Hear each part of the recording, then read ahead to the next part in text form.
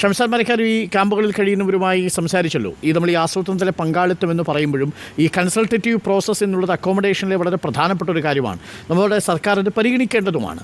ഈ ഘട്ടത്തിൽ എൻ്റെ ഒരു സംശയം, അങ്ങ് ഇവരുമായി സംസാരിക്കുമ്പോൾ ഇവരുടെ ഒരു മനോനിലയും മനോവ്യാപാരവും ഏതു രീതിയിലാണെന്നാണ് താങ്കൾ മനസ്സിലാക്കിയത്? കാരണം ഈ കവളപ്പാറ ഞാൻ ആവർത്തിക്കുന്നതിൻ്റെ കാരണം അതിൻ്റെ മാഗ്നിറ്റ്യൂഡ് അതിനേക്കാൾ വലുതാണ്. പെട്ടിമുടിയിൽ പോലും ഇപ്പോൾ നമ്മൾ ഇന്ന് സംസാരിക്കുന്നതിൻ്റെ തലേ ദിവസം, ഇന്ന് സംസാരിക്കുന്ന ദിവസത്തിൻ്റെ തലേ ദിവസമാണ് പെട്ടിമുടിയിലെ 4 വർഷം തികഞ്ഞത്.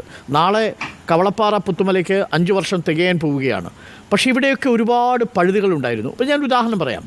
പെട്ടിമുടിയിൽ 10 ലക്ഷം രൂപ കൊടുത്തു, ശരിയാണ്, വീട് അവർക്കത് വെച്ച് നിർമ്മിക്കാൻ സാധിച്ചു. പക്ഷേ ഒരു പ്രധാനപ്പെട്ട പ്രശ്നമുള്ളത് അവരുടെ ഭൂമി, അത് കവളപ്പാറയിൽ അത് കൊടുത്തിട്ടില്ല. ആ ഭൂമിക്കുള്ള നഷ്ടം ഇതുവരെയും പരിഹരിക്കാൻ സാധിച്ചിട്ടില്ല. പകരം ഭൂമി കൊടുക്കുന്നത് സംബന്ധിച്ചുള്ളൊരു വിദഗ്ധ സമിതിയെ ഈ സർക്കാർ നിയോഗിക്കണമെന്ന് ആവശ്യപ്പെട്ടുകൊണ്ട് ഹൈക്കോടതി കഴിഞ്ഞ ഫെബ്രുവരിയിൽ ഉത്തരവിറക്കിയിട്ട് ആ ഉത്തരവ് പോലും പാലിക്കാൻ സാധിച്ചിട്ടില്ലെന്നാണ് ഞാൻ മനസ്സിലാക്കിയിരിക്കുന്നത്. എന്ന് പറഞ്ഞാൽ ഇവരുടെ ഭൂമി നഷ്ടപ്പെട്ടു, അത് പകരം കൊടുക്കണം. അവരുടെ ഉപജീവന മാർഗം പലയിടത്തും നഷ്ടപ്പെട്ടു, അത് തിരിച്ചു കൊടുക്കണം. ഇപ്പോൾ പലർക്കും സ്വന്തമായിട്ട് വാഹനങ്ങൾ, കാറുകൾ, ഇതുപോലുള്ള സംവിധാനങ്ങൾ, കടകൾ, കച്ചവടം നടത്തിയിരുന്ന മനുഷ്യർ. അപ്പം ഇത് ഒരു കേവലം വീട് നിർമ്മിച്ചു കൊടുത്താൽ മാത്രം പരിഹരിക്കാവുന്നൊരു പ്രശ്നമായിട്ട് കാണുന്നുണ്ടോ ഷംസാദ് മരക്കാർ? ഇത് സമഗ്രമാവണ്ടേ? ഒരിക്കലുമില്ല. വീട് നിർമ്മിച്ചു കൊടുത്താൽ മാത്രം പരിഹരിക്കപ്പെടുന്ന വിഷയമേ അല്ല. ഞാൻ എന്താണോ പറയാൻ ഉദ്ദേശിക്കുന്നത് അതുതന്നെയാണ് അരുൺ പറഞ്ഞു വന്നതും. നമ്മളിവിടെ അഭിമുഖീകരിക്കുന്ന ഏറ്റവും വലിയ പ്രതിസന്ധി എന്ന് പറയുന്നത് പുത്തുമലയിലെ റീഹാബിലിറ്റേഷൻ പ്രോപ്പറായിരുന്നില്ല എന്നുള്ളൊരു യാഥാർത്ഥ്യമുണ്ട്. ഞാൻ ആരെയും കുറ്റപ്പെടുത്താൻ വേണ്ടി പറയുന്നതല്ല.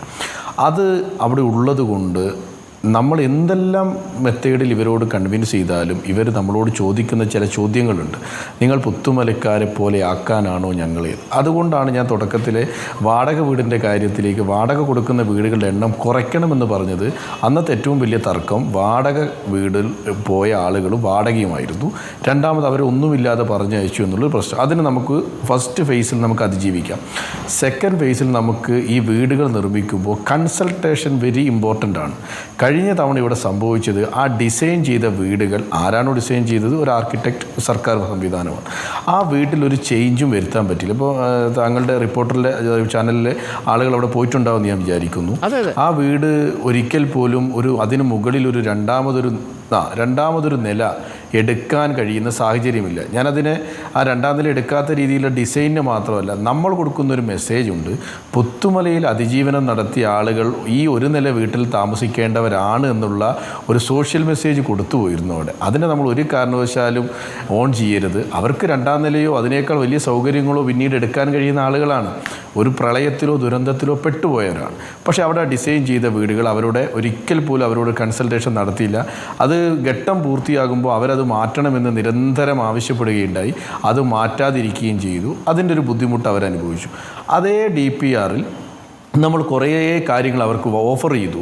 പൊതു കളിസ്ഥലം ഉണ്ടാകും, ഹെൽത്ത് സെൻ്ററുണ്ട്, അംഗൻവാടിയുണ്ട്, സാംസ്കാരിക നിലയമുണ്ട്. ഇതൊന്നും ചിലപ്പോൾ പുത്തുമലയിൽ പോയാൽ നിങ്ങൾക്ക് കാണാൻ കഴിയില്ല.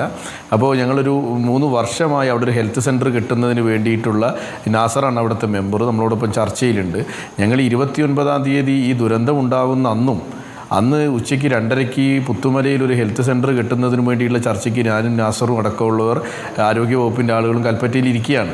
ആ സ്ഥലം ഒന്ന് അനുവദിച്ച് തന്നാൽ ഞങ്ങൾ ഹെൽത്ത് സെൻറ്റർ കെട്ടാമെന്ന് പറഞ്ഞിട്ട്. അപ്പോൾ അങ്ങനെ വാഗ്ദാനങ്ങൾ കൊടുത്തു പോയത് പാലിക്കപ്പെടാത്തത് കൊണ്ട് ആ ചോദ്യത്തിനോട് നമ്മൾ ഉത്തരം പറയണം. ഏറ്റവും പ്രതിസന്ധി എന്ന് പറയുന്നത് വീടുകൾക്കൊരു കോമൺ ഡിസൈൻ വന്നു.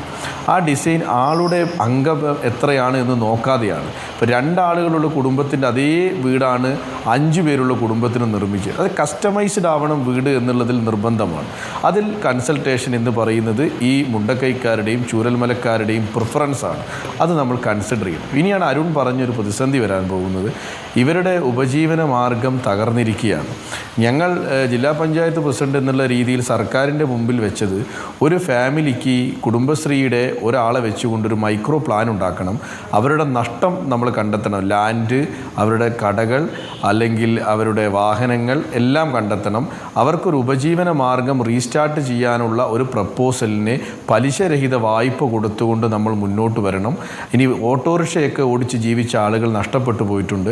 അത്തരം സൗകര്യങ്ങൾ പഞ്ചായത്തിൻ്റെയും ബ്ലോക്ക് പഞ്ചായത്തിൻ്റെയും ജില്ലാ പഞ്ചായത്തിൻ്റെയും പദ്ധതിയിൽ ഉൾപ്പെടുത്തിക്കൊണ്ട് ഗുണഭോക്തൃ വളരെ സ്വാഗതാർഹമായ ഒരു കാര്യമാണ് സംഷാദ് ബലിക്കാർ. അവരെ ഇനിയും നമുക്ക് ബ്ലേഡ് കമ്പനിക്കാരുടെ ദയാകാരുണ്യത്തിന് വിട്ടുകൊടുക്കാൻ കഴിയില്ല. ഇപ്പോൾ തന്നെ ഒരു കരുണയും ഇല്ലാതെ ചില ബ്ലേഡ് കമ്പനിക്കാർ ഇവരുടെ വായ്പ അടയ്ക്കാൻ ആവശ്യപ്പെടുകയും ലോൺ തിരിച്ചടയ്ക്കണമെന്നുള്ള ഒരു കുറിപ്പടി കൊടുത്ത് അയക്കുകയും ഒക്കെ ചെയ്ത് നമ്മൾ കണ്ടിരുന്നു.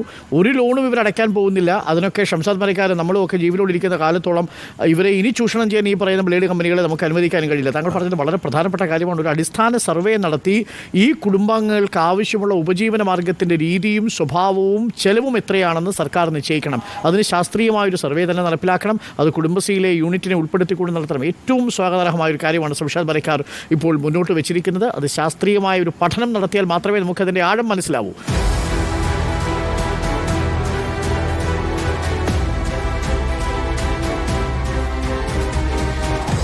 Debate with Arun Kumar.